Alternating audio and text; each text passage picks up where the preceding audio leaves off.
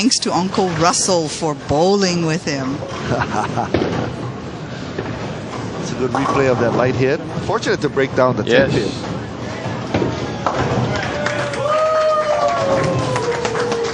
And we get our rouse from the crowd there. It must be. Well, there's some rascal people there in the audience. Yes, they are. I can't Aren't they all from Strike'em? Yes, they are, and that's why. I can't even mention what they wanted the bowlers to do. Oh dear. Wow, that is pretty tight. Yes. Darryl Ball did not even react on the back end. He's a 2-5. Well, Darryl's married to Rachel, has 3 children, Caitlin, Caleb, and Callie. His thanks go out to Rachel and the kids, Louis and Annie Ortiz, Chad Germano, Kim and Kimo Kilmer, Mike Okutani, and Bowler's Edge Pro Shop.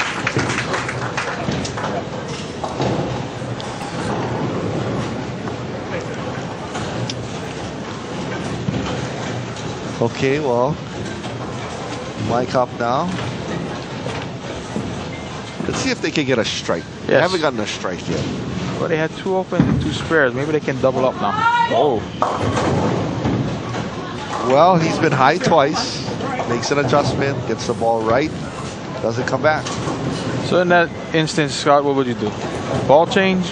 I tell you what I did today. Okay. I didn't change my ball at all because I was getting too confused. Oh.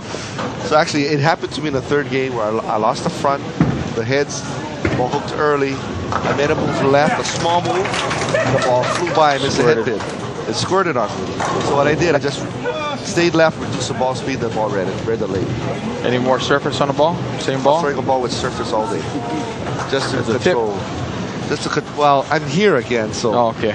I don't know if that's a worthy tip that people should listen Well, maybe you should tip that a little earlier next time. Also, make an adjustment? No. I had a pretty good look today. It seemed like if you knew how to play the lanes correctly, you were able to score. I noticed the left side really transitioned for the left-handers really, really, really quickly, and their reads, they got lost.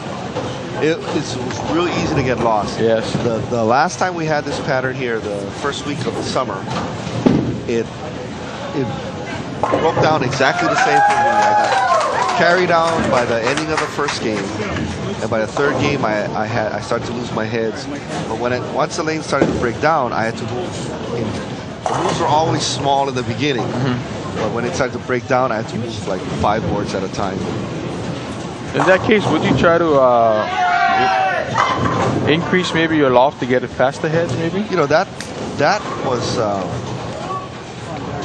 an option that I thought of doing, but because in the last game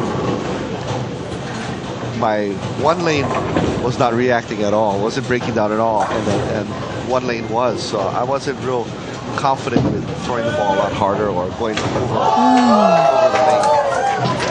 Just tickled that pin. That brings a right smile. That's all you need to do. Don't hurt them. There's a replay. Watch the replay. Watch the replay. Don't hurt it. And it slides. It slid off the deck. So that's the reason why. But that is a good option for a lot of the bowlers to increase the loft. Also, the reason why I didn't want to loft was I wasn't trying to put a lot of hand, a lot of lift on the ball. And if I lofted it, I might have hit the ball more and got the ball to react more. And that's maybe a tip for bowlers to maybe try during practice. Definitely. I mean, there's houses that definitely you want to hear the ball hit the lane, you want the loft. But normally at Schofield, because we're bowling on such a hard synthetic surface, the anvil lane is really sensitive to ball speed. Right. And then I know if I throw it a little bit firm, I go right through the break place. It actually looked like Mike actually moved back right on the approach. Ball kind of just set up a little early. But if you look at the keys for Mike and Darryl, their key was to control their ball speed. And I think that's what Mike is having a hard time now, is to get the same read on the back end. Darryl's ball is not reading the back end either. So that they recognize it and they're struggling with it. Right.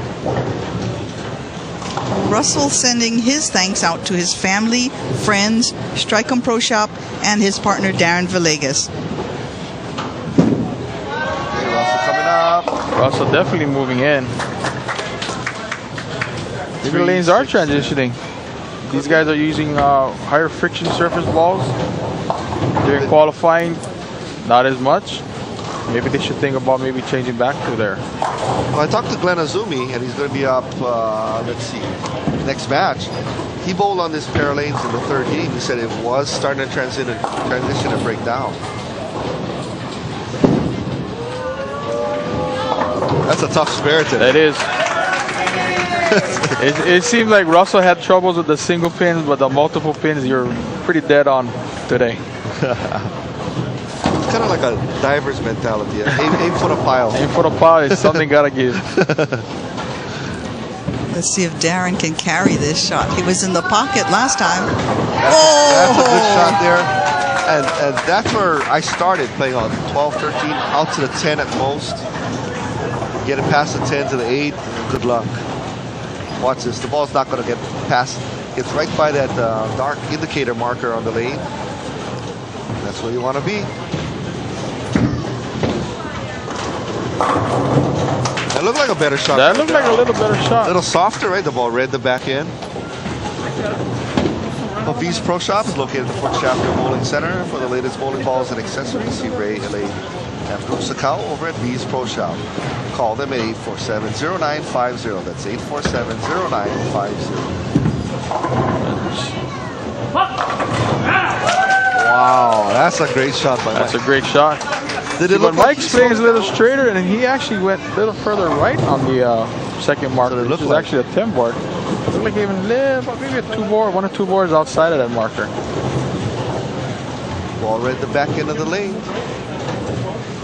They needed that double. Yes, down by 20 pins now.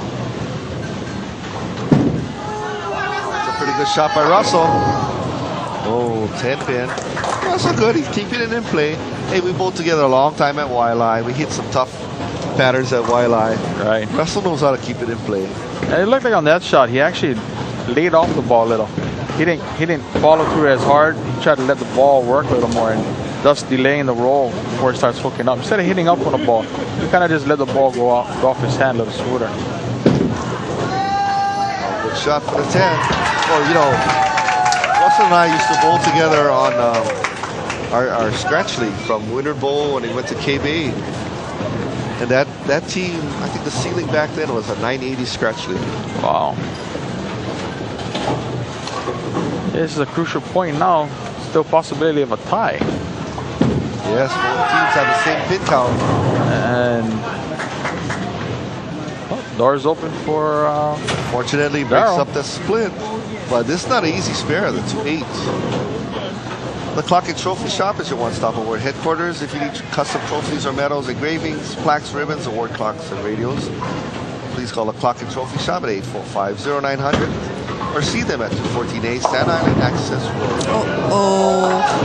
Wow. Oh, what a sigh of relief there. You did that spare. that would definitely woke up the crowd. There's some of the crowd there. Well, special thanks goes out to Roz Okubo of Peace Within, donating all my massages every week. That's Roz's magical touch provide you with inner peace for better health. Call Roz Okubo of Peace Within, 841-4752. Oh! Oh, Count is very important. no! You're lucky you got a 5 count out of that. They finished with a 184. Still forces Darryl to put 2. That count was very important. Oh. See, he crossed about the 10 at the arrows, but at the break point, it went out to the 2. I have nothing for that. Don't worry, I'll talk to him tomorrow. Darryl needs this. Boy. Ball just checked up. He's 6-7. Actually looked pretty good. Looked like he was softer on speed once again.